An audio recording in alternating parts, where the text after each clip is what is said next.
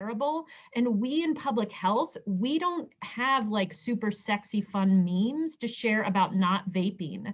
And one of the things that we've seen in the last, I would say maybe 5 years, is more sharing of posts about moderation, about taking care of each other with drives or designated drivers. And I think that's one thing that we as a team are starting to look at is how are young people able to teach us about what kind of messages about things like moderation or healthy behaviors, because their messaging is way more sexy and fun than what we come up with. So we're trying to learn from them, what does that look like and how do those messages get shared? Phenomenal. Yeah, very, very thought-provoking and wonderful questions. So thank you. Then we have a question from April of, are there best practices for engaging youth in research on social media? Excellent question. Would love to hear your thoughts, Dr. Moreno. Oh, thanks for that great question, April. We've been really fortunate that we have a very, I would say a very outstanding IRB board and process. And some of what we did early on in doing this work is we collaborated with the IRB at our university, and they put together kind of a task force of drawing faculty who had done a proposal working with social media, and then further narrowed it down to folks who are working with youth, which 10 years ago, that was, what it was mostly just youth. And we looked at a lot of the key tenets and values of the process of evaluating for ethics in projects, and then figured out if there's ways we needed to rethink elements of social media, ensuring that our protocols were following the same level of respecting those ethical values and processes, but also not going so overboard that we're asking researchers in social media to do things we wouldn't ask someone in real time. So let me give a quick example. So one example would be one area where we got some early level of concern was if you recruit a youth on Facebook to be in a study, how do you know it's that youth? How do you know that it's that person? Should we require them to give their driver's license or a school transcript? And one of our responses was, if you go recruit a kid in person at a school, you don't ask for their driver's license. You don't ask for their school transcript. So we shouldn't be asking people to do things that we wouldn't ask in real life. And if your study would ask for a driver's license in real life, then by all means do that. But we shouldn't be going so overboard in ways that we wouldn't do in real offline recruitment. And I also wonder, and April, please correct me if I'm wrong, if this is also about like co-designing interventions and having participants like with like advisory councils or having these for the like co-creation of interventions within the design of the research. Yeah, so that's that's included, but also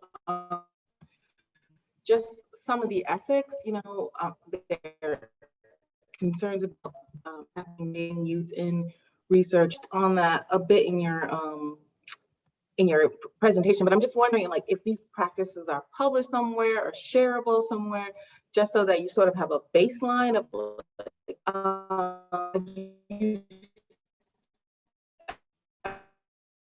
so I thought through a lot of these things. But as I started to work with youth, I'm just trying to be more not going to cause. That's awesome. I think I put a link in the chat to one of the papers that we wrote on this topic. And I think that there are definitely this is a growing body of work where people go through experiences and then are able to contribute different types of papers. I think one way that we learned was from doing different IRBs with different collaborators at different institutions across the country. And it's so fascinating when you have one protocol, but every IRB is asking different questions.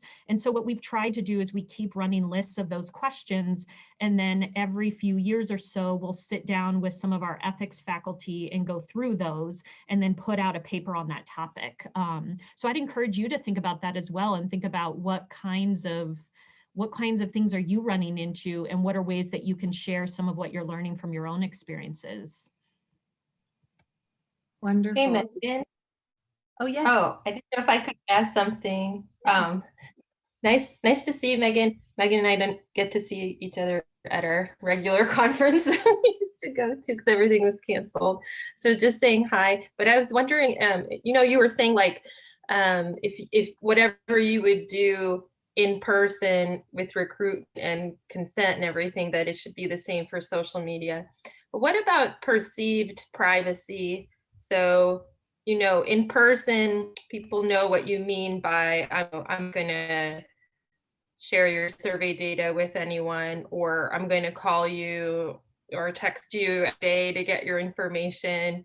And I think you mentioned before that you let people know like how you would publish their social media data.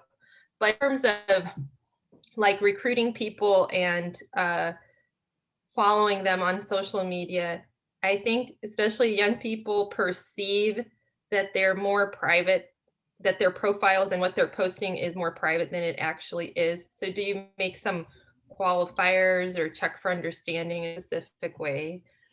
We do, and often I'm thinking in one study that was longitudinal, and we followed people's, this was a study of Facebook, and we followed them over time to see how the way that they posted changed. We did additional consent processes and discussions on a yearly basis to make sure that they were really understanding what we were following over time. And I think the other nice thing that we found to be useful is that we sometimes will share our publications if they're interested. And that way they can see, okay, this is what this data looks like on the back end. We're talking about, composites. We're talking about aggregate data. We're not talking about this is what you posted. So I think that can be helpful to build trust also, to show this is what it looks like when it comes out. Wonderful, thank you. And thank you, Anna, for sharing that excellent review of youth advisory boards and engagement and research. That's a phenomenal piece. I will definitely, I just saved that and bookmarked that. Great, so then, yeah, Kim has a great question about intervention strategies. What works best? Posting info, quizzes, asking for photos or stories, etc. That's $1 million question, right? And I think one of the reasons why conferences like this are so helpful is that there probably isn't a single right answer, and it depends on the health behavior and it depends on the group. And that's one thing that I feel like we've learned over and over. So for example, we do work in the area of alcohol, which as you've all seen, and we also do work in the area of mental health and how people choose to represent their mental health using social media. And one of the things we've learned is it's very acceptable in very different ways how you approach someone based on what they're posting or what you're trying to deliver to them. And I think that that's not super surprising, right? Because there's no single intervention in the offline world that works for everyone. What's nice in the online world is that we have so much more reach and ability to tailor and target particular participants that we think would benefit from an intervention. So the tools make it easier, but all the back-end design and theory and pilot testing, those processes are similar. Excellent. And then Alicia has a great question on, can you elaborate how to identify the right timing of the intervention? So a lot of intervention questions. For example, in your basic study, the timing and frequency of the intervention, how was that finalized? Oh, such a great question. Thank you. So one of the things that we were excited about testing out in the basics intervention was that we had learned from our collaborator, Dr. Lewis, who works with Dr. Litt, that the basics intervention is really well validated. It really works great. But typically in the offline world, the gap between when a participant might qualify for that intervention, meaning when they had a problematic drinking episode, that might take 6 months till they're actually in an intervention and talking about their behavior. And one of the things we were curious about is whether we could shorten that time so that maybe we're able to intervene in a time period where that person is already thinking about or ruminating about or potentially poised to think about behavior change. So one of the things that we did within the basics intervention is that we were evaluating the Facebook and Instagram profiles every 28 to 30 days. And so we were able to capture what did the posts look like over the past month. And if a post met criteria, we could put that person, prompt them into the intervention cycle right away. So for some people, it could be that the post about problematic drinking was yesterday, and now we're able to reach out and plug them into the online intervention the next day. For some people, it was 4 weeks ago, but we determined that that 4-week window was feasible for us to be able to keep up with, as well as seemed to be in a window when behavior change might be effective. So that was another thing we were excited about with this particular approach, was trying to be more timely with our interventions. That's fantastic. Yeah, that makes so much sense. That's a time when someone is actually expressing themselves and must be more receptive. That's excellent. Zubeida has an excellent question as well about sample sizes and how you develop sample size for intervention, and elaborating more on experiences with recruitment. And I also mentioned attrition as well as a question among this population. Great question. So sample size, recruitment, and retention. Okay, so sample size, I think, highly varies for us. We usually, as you can imagine, partner with our statistician to look at what is the health behavior, what is the prevalence of that health behavior in this population. Do we want this population to be kind of random, where maybe the prevalence of that behavior is low, so we need a larger sample size to capture it? In the social media basics population, we chose to focus on a high risk population. So that way our sample size was smaller. It was about 187 people overall. So it really, as you can imagine, depends on what the sample size looks like in terms of their level of risk and our anticipated prevalence within that population. For recruitment, we have done various approaches. One thing we found is that if we are doing a longer term or longitudinal study, we often have used more traditional approaches. So we did a study where we followed college students for 5 years over Facebook, and then we eventually did some work with Twitter and Instagram with that population. And we recruited them with partnership with the universities and with using registrar lists and being able to call and talk to them and Skype. And we, over 5 years, were able to keep about 90% of that population in the study. And I often think that some of it was we did so much more traditional hands-on work at the beginning of the study, and then we were able to use social media to keep them connected. We did a lot of our messages through one-to-one messaging within Facebook to recruit them for their scheduled interviews. They were college students, they're moving every year, so Facebook gave us the one place that didn't change for them. But for other studies that are more short-term, we definitely have used social media ads we've found to be effective. We've partnered with Qualtrics and found that to be effective. It's really kind of dependent on what we're asking of them and how much we want them to really know us, connect to us before they come in the study.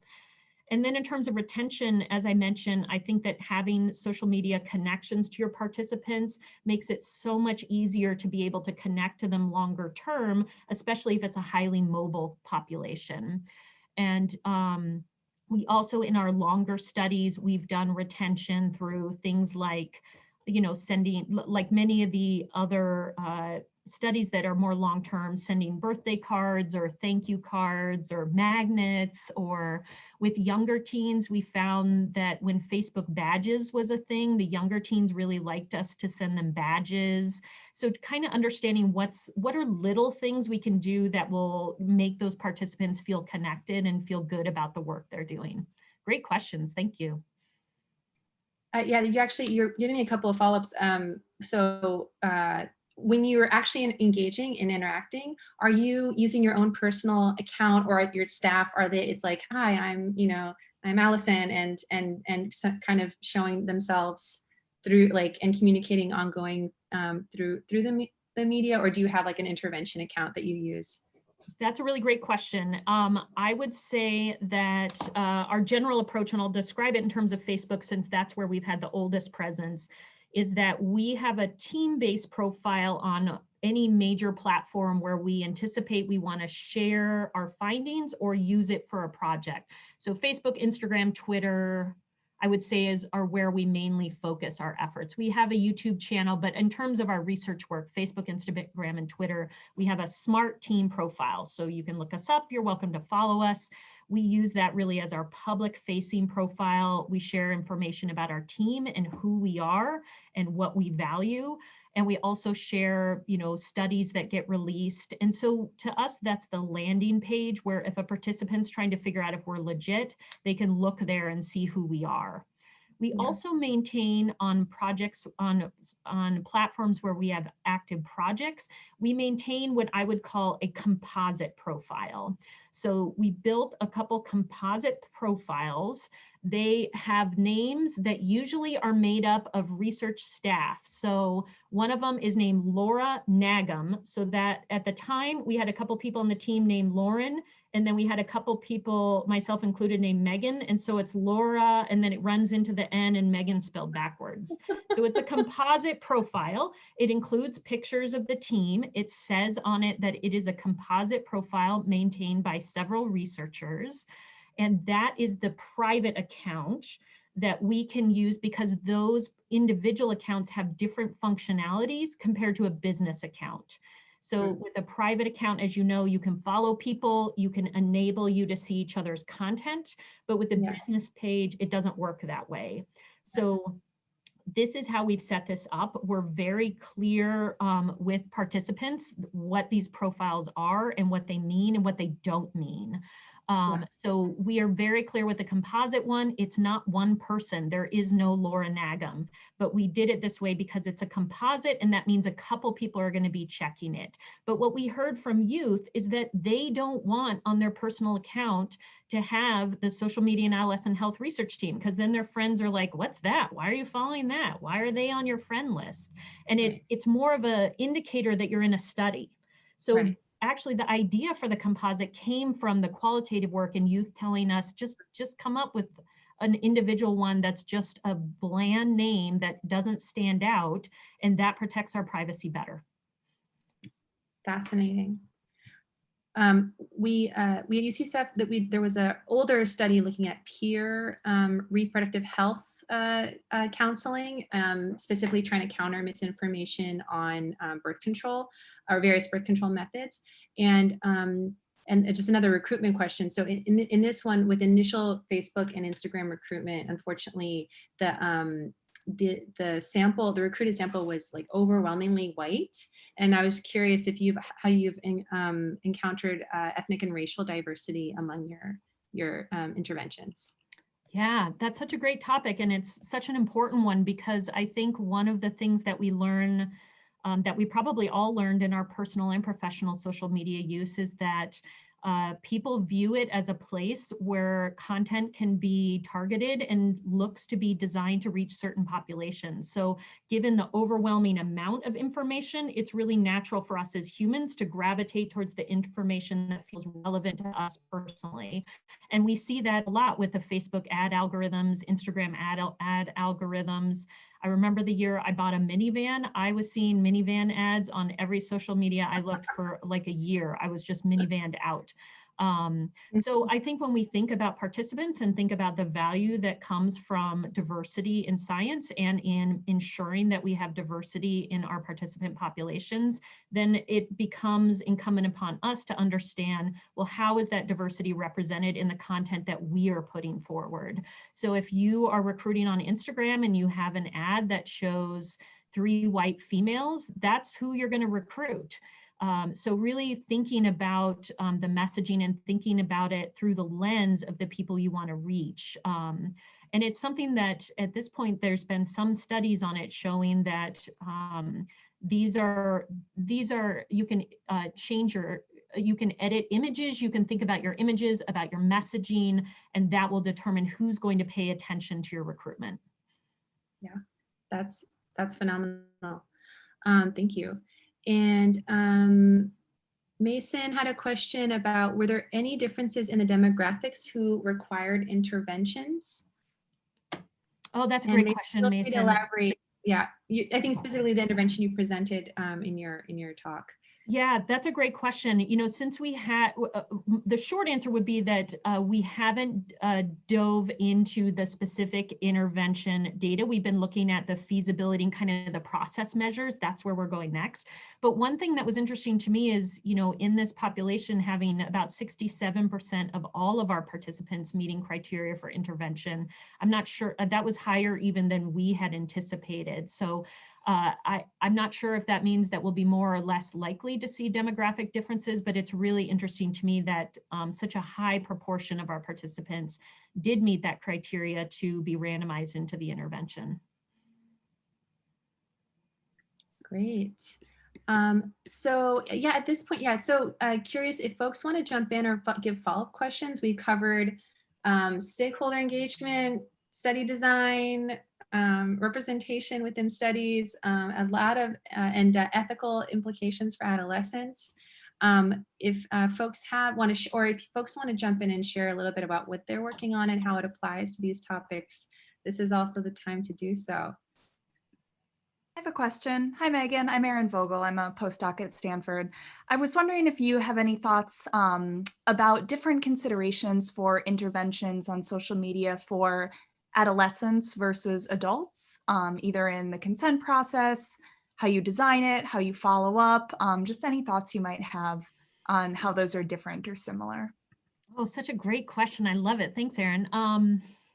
So I guess one thing that we've found, and most of our studies have been young adults, so I'm not going to be as able to speak to, you know, older adults. Although my 77-year-old mom has decided with the pandemic that she wants to get on Facebook, so I feel like I have more of a window into what that's like. So that leads to one comment I would say is that quite often when we're working with adolescent and young adult participants, they really get what we're talking about with the tech. They get what we mean when we say, we're not going to post on your wall. You know, we might message you, but we're not going to do anything public. They really get that. But they might not always understand the elements of consent. And that's where we've tried to build in creative things like, let me send you one of our studies and you can see what this looks like. Let me send you what it looks like when we present these slides.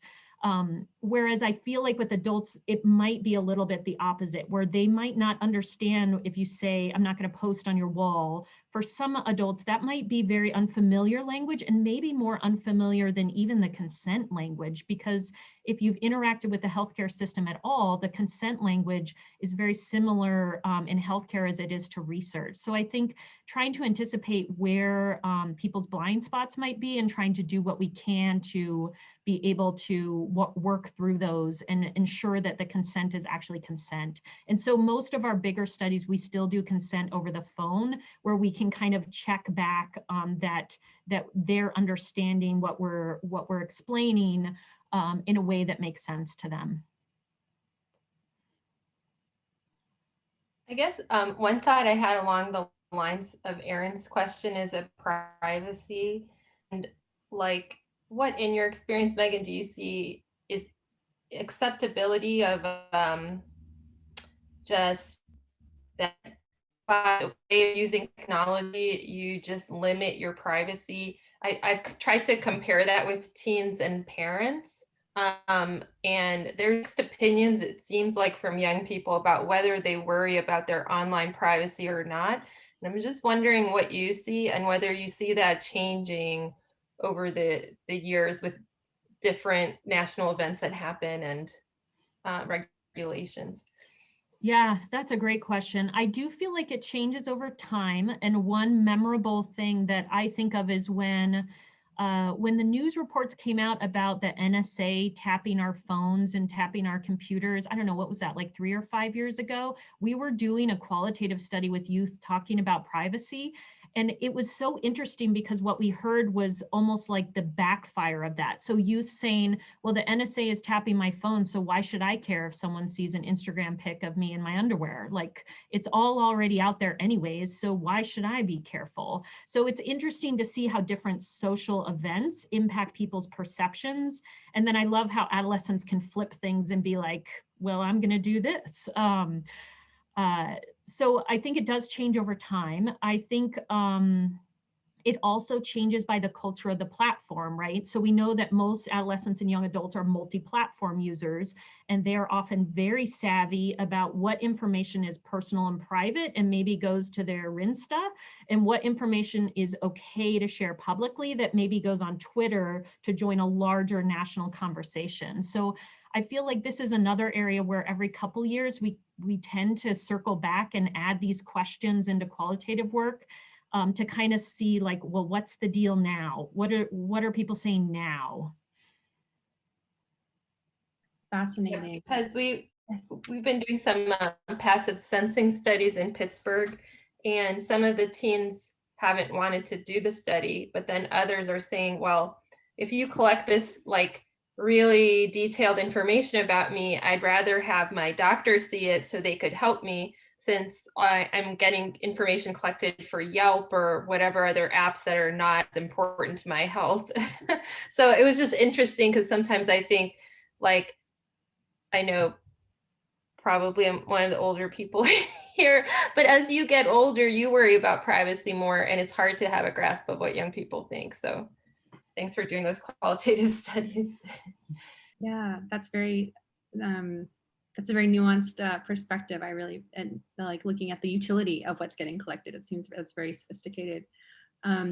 I guess going back to sort of the adult and child theme, there was a question from Carolyn about tips on recruiting and retaining parent and teen dyads to social media interventions. Not sure if that's something you've touched upon, Dr. Moreno. Oh, such a great question. Thanks, Carolyn. We did do a study where we recruited parents on Facebook, and that recruitment engagement went pretty well, but it wasn't dyads.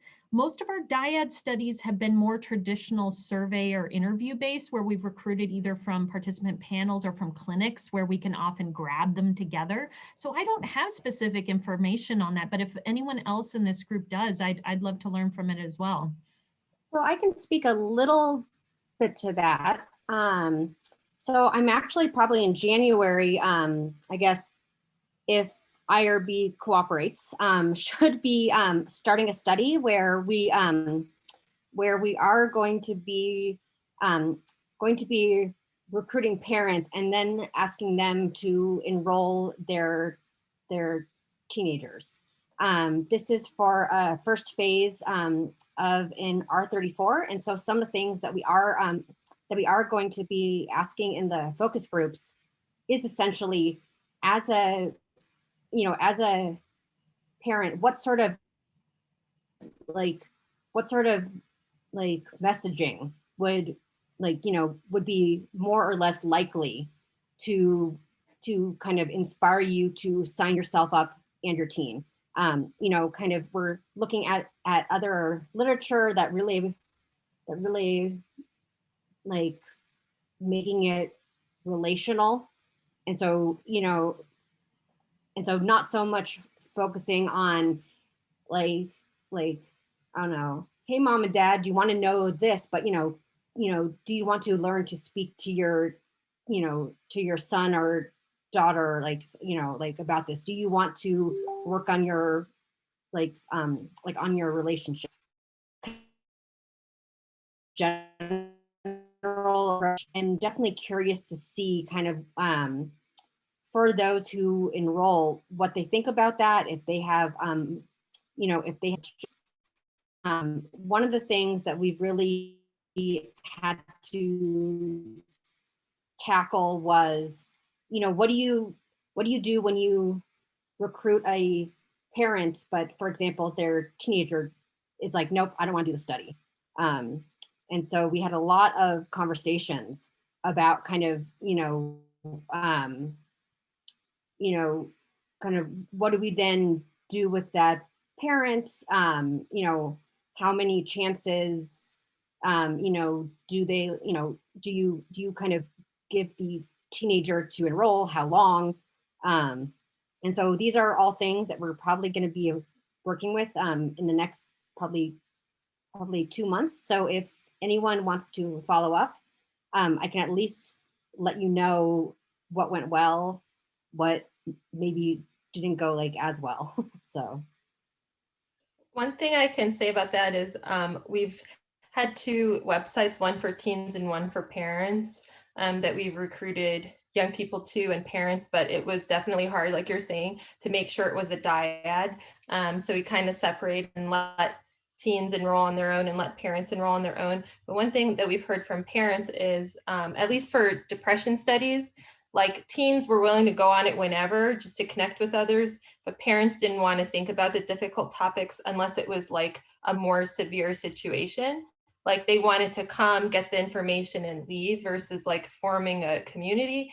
And one thing they would worry about is the privacy of their teens. So they didn't want to be publicly interacting with other people because they were about their kids' social media presence. So for me, like privacy was more of an issue with the parent on behalf of their kid, and then worrying that their kid would feel embarrassed versus anything else. Great. So we have 2 minutes left. We have 2 questions. I think we can do this, Dr. Moreno. So Zubaida asked about incentives, and you touched a little bit on incentives. So maybe 1 minute on incentives, and then we have one last question on fake accounts.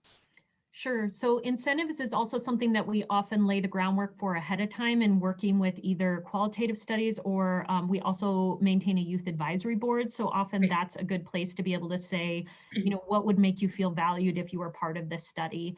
I would say another thing we've learned that's also out there in the literature is the longer the study goes on, kind of stepping up the incentives over time helps people feel like their engagement is more and more valued, which we know it is, because that endpoint data is really important when you've got all the others.